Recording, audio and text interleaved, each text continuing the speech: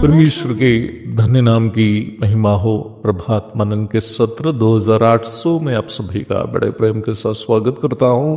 आइए आज के मनन के लिए हम पढ़ते हैं प्रकाशित वाक्य अध्याय 4 पद 2। तुरंत मैं आत्मा में आ गया और क्या देखता हूं कि एक सिंहासन स्वर्ग में रखा है और उस सिंहासन पर कोई बैठा है। प्रेरित यूहन्ना अभी एजियन सागर के बीच काले काले चट्टानों से भरे पतमोस नामक टापू में एकांतवास में है।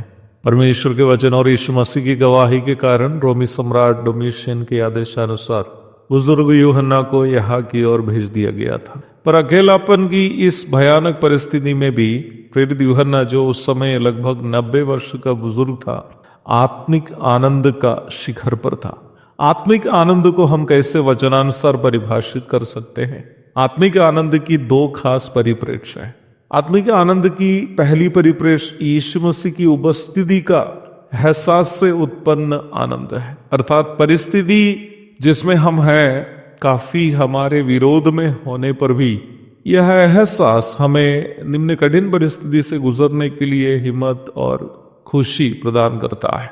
शद्रक, मेशक और अबेदनगो परमेश्वर से अपना प्रेम के कारण जब आग की भट्टी में थे, वे वहां रोना और तड़पना नहीं कर रहे थे, बल्कि वे ये एहसास करते हुए कि प्रभु की उपस्थिति उस आग की भट्टी में भी उनके साथ है, बिल्कुल चैन से उस आग की भट्टी में भी प्रभु से बात करते हुए टहल रहे थे। दानियल अध्याय 3 की 8 से 25 तक पढ़िएगा। जीवन के कठिन से कठिन परिस्थिति में भी जो लोग वास्तव में उद्धार पाए हुए हैं, उस एहसास से चैन अनुभव करते हैं कि उस कठिन परिस्थिति में वे अकेले नहीं हैं, बल्कि प्रभु उनके साथ है। दाऊद अपने अनुभव से कहने वाली बात पर ध्यान दीजिएगा। चाहे मैं घोर अंधकार से भरी हुई तराई में होके चलूं तो भी हानि से ना डरूंगा, क्योंकि तू मेरे साथ रहता। तेरे सोटे और तेरी लाठी से मुझे शांति मिलती है। भजन 23 की 4।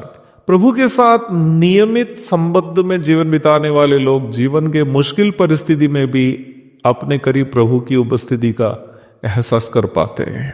प्रेरित यूहन्ना इस आनंद का अनुभव करते हुए हम प्रकाशित वाक्य अध्याय 1 की 9 से 18 तक के पदों में देखते हैं। आत्मिक आनंद की पहली परिप्रेक्ष्य यही है।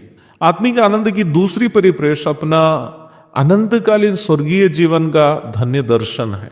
कट्टरपंथी यहूदियों के हाथों से अपने शरीर की ओर बड़े बड़े पत्थर जोर से आते हुए देखकर भी जवान स्तिफनुस उन पत्थरों को नहीं, बल्कि खुला हुआ स्वर्ग और सिंहासन से खड़े हुए अपना प्रभु और उद्धारकर्ता यीशु मसीह का सुंदर नजारा देखकर चैन का एहसास कर रहा था।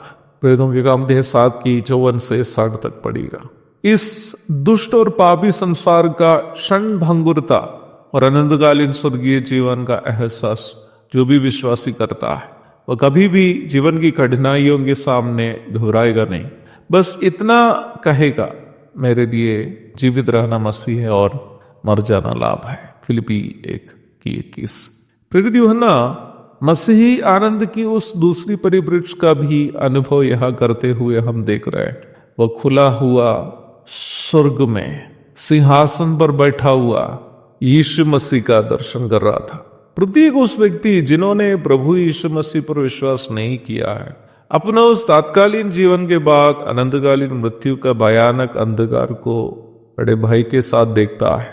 तब प्रत्येक मसीह विश्वासी इस तात्कालीन जीवन के बाद अपने लिए तैयार किया गया सुंदर स्वर्ग को और वहां खुला हुआ द्वार को और सिंहासन पर बैठा हुआ प्रभु को अपनी आत्मिक आंग से देखकर मुस्कुराते हैं।